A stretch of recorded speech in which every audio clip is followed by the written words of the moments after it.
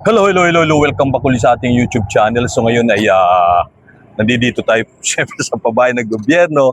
At meron kasi nag-comment natin, shoutout kay Sir. Sabi niya kumusta na daw dito sa may pabahay ng gobyerno, especially dito sa may tulay.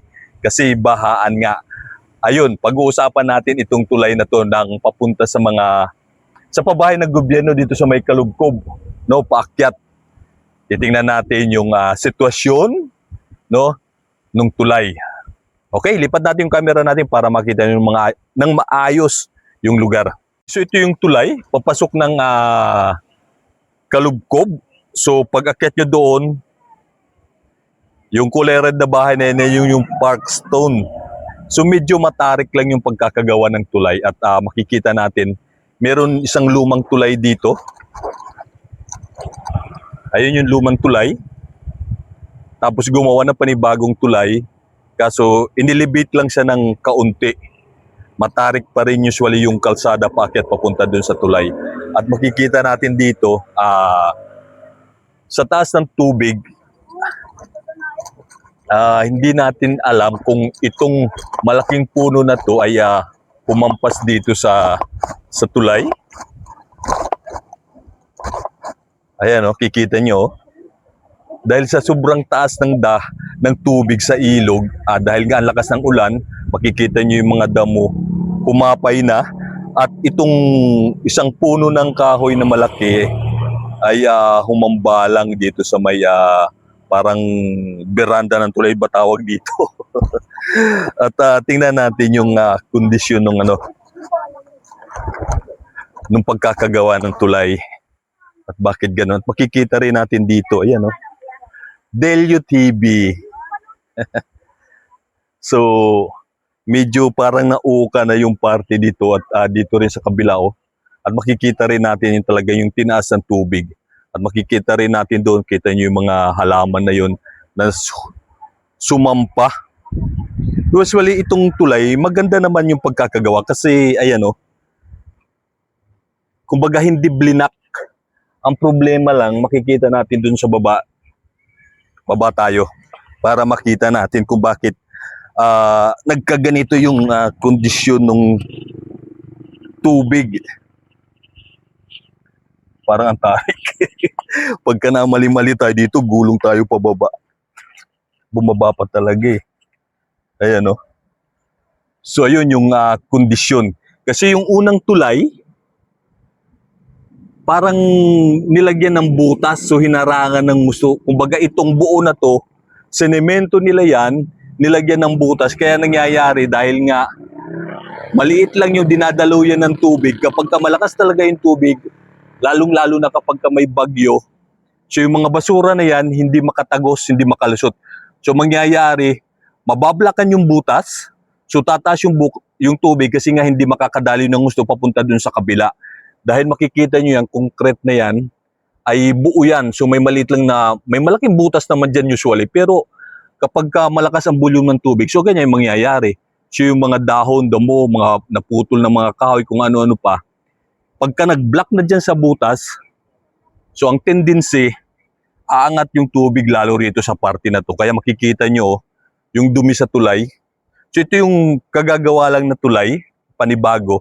Ito yung para sa akin mainam kasi hindi hinarangan, no? So kumbaga yung mga putol na kahoy, yung mga damo na katulad yan natin nakikita, hindi magbabara. Kumbaga tuloy-tuloy na dadaloy, makikita nyo yung kahoy na yun na nakahalang na yun, no? Tapos yung kahoy na yun na sumampa pa dun sa taas. Kikita nyo yan. So ganyan na nangyari. So kaya ang mangyayari niyan, talagang tatas ng gusto. And then yung mga residente galing doon sa loob, hindi na makakalabas, no? Although hindi naman inaabot yung mga pabahay na gobyerno doon sa taas. Kumbaga hindi naman talaga siya binabaha. Maliban lang dito sa ilog na to.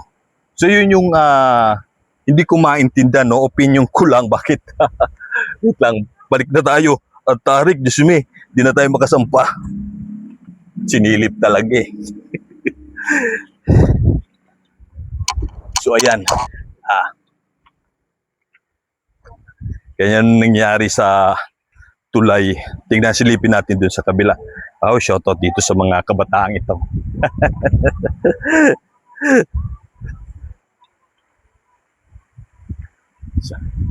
Pakita ko sa inyo, ito yung dating, yung lumang tulay.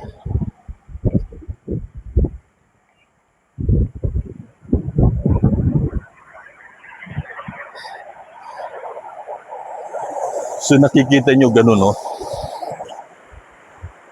Ganun yung ginawa niya. So, ganun yung ginawa pala nila niya. No, makikita nyo na sinemento yung buong tulay at nilagyan ng, ayan, yung tatlong butas na yun na malalaki. Makikita nyo rin na napakalakas ng daloy ng tubig. Ang problema lang, doon sa kabila, pagka napuno na ng mga naputol na kahoy, naputol na kung ano pa, eh magbabara na talaga sa butas. Kaya mangyayari, ayan, ang tendency kapag malakas masyado yung tubig, lalong-lalo na yung ulan, so aangat talaga yung tubig. Kikita rin natin sila kuya namimingwit, may namimingwit to. So ganun yung ginawa nila. Tapos gumawa ng panibago. Ayo, makikita nyo, gumawa ng panibago. Itinas ng konti. So, di ko lang din alam kung bakit ganyan yung ideal, no? Sa akin naman, sariling opinion lang. Kasi makikita nyo, ang tarik niyan, pababa, oh. Ang tarik niyan. Bakit hindi pa itinaas, parang pinatay? Hindi ko lang alam, no? Sa akin lang naman din. Opinion ko lang, itinaas dito sa lugar na yon, papunta dun sa taas, para na sa ganun, hindi masyadong matarik. At the same time, yung tubig dito sa ilog, ay mas makakadaloy ng gusto ng gusto. Ayun hindi ko maintindihan, no?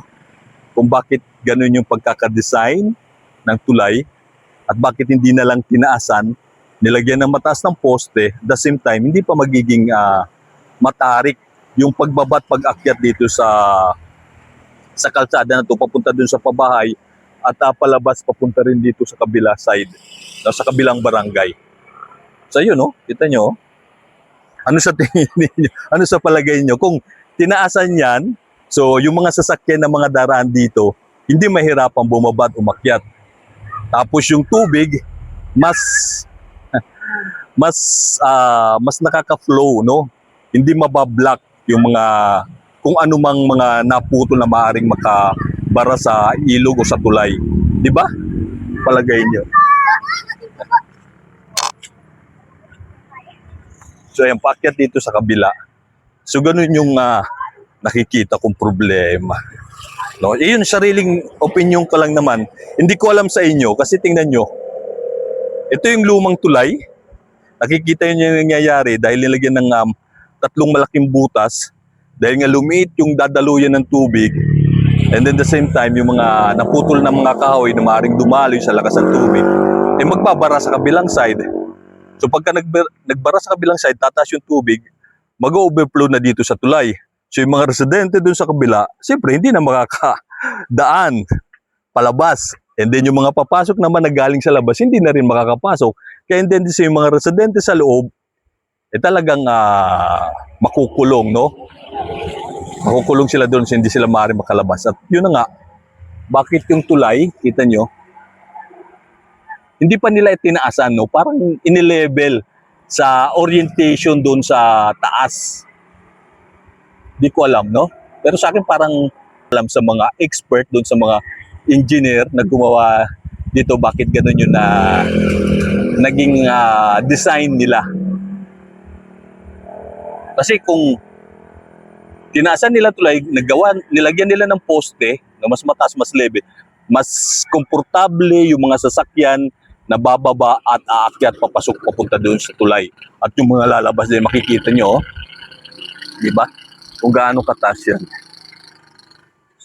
So, kita nyo yung nakabike na yun. 100%, tingnan natin kung makakasampay na kaya siya yun. Talagang buwelsa, tsaka yung mga sasakyan din.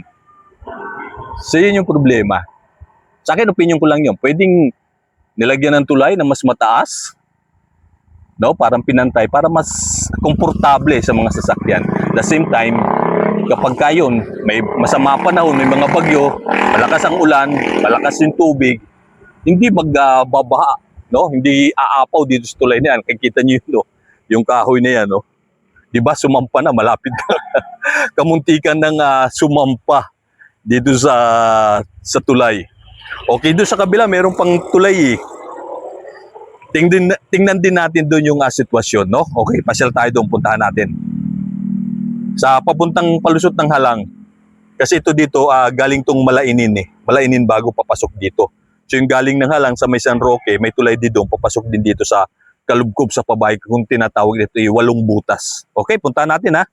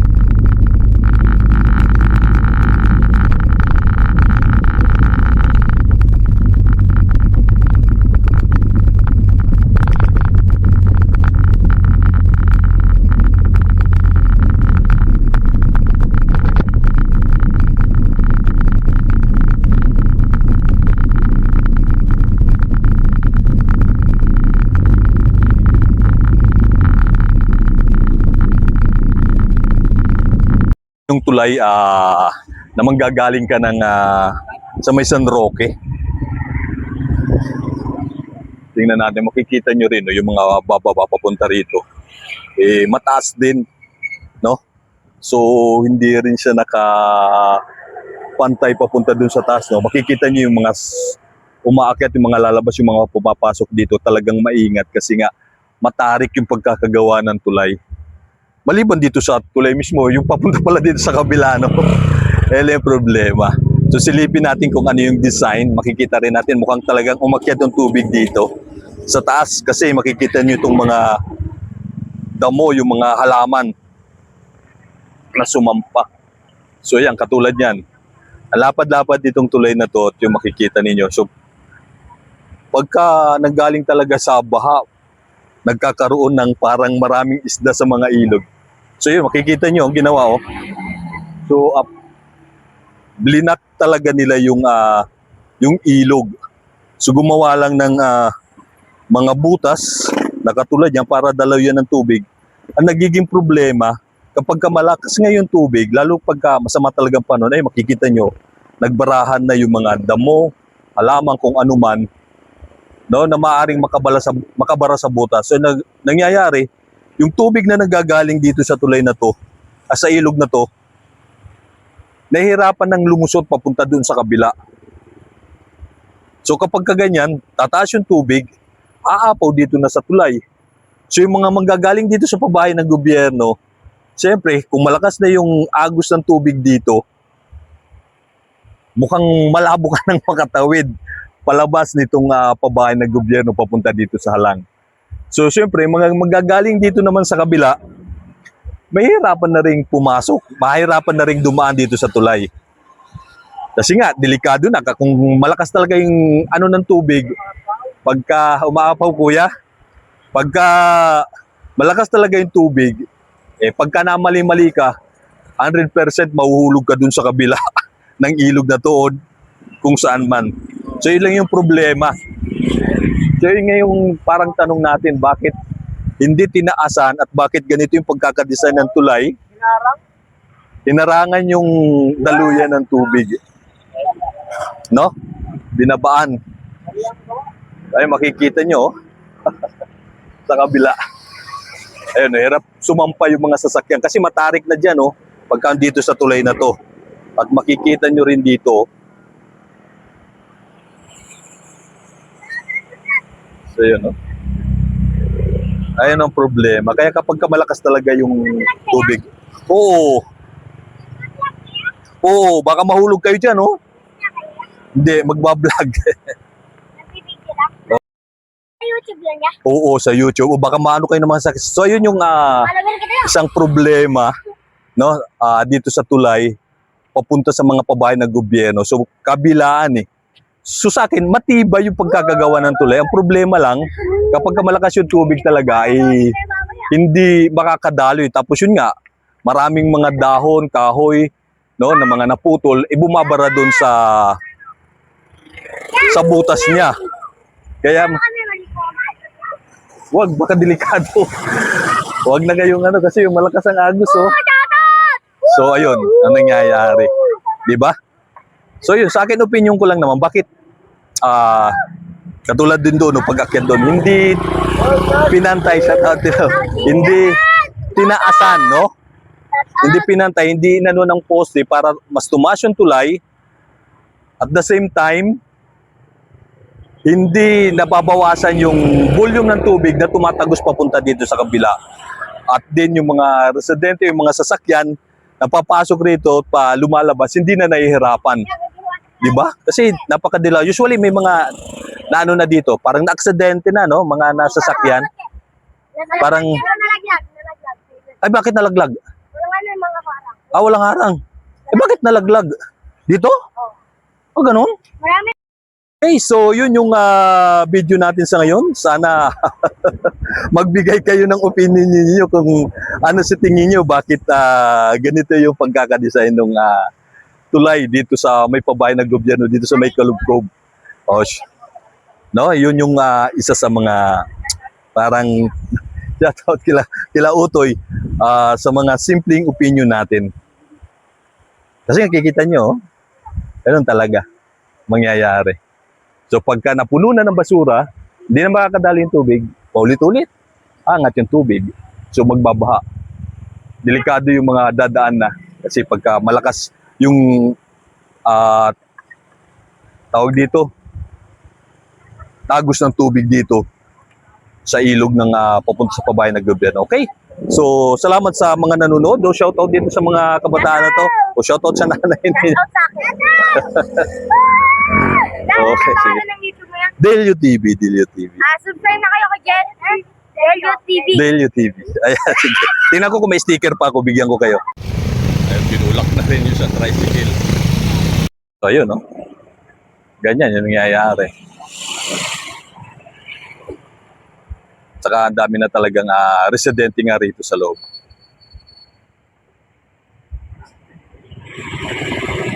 Naimbudo kasi malapad dito ang tulay, halos two-way. Pag dating po dito sa lugar na to, ayan, committed na. Kaya ganyan mangyayari. Tapos ang tarik pa.